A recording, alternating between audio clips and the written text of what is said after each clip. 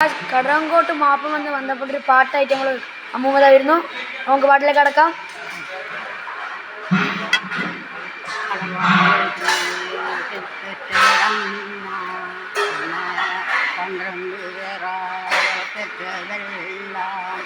മക്കളായി പിറന്നുപോയി, മക്കളില്ലാതെ ദുഃഖത്തിനാൽ നിത്യവുമായി രണ്ടുപോയി.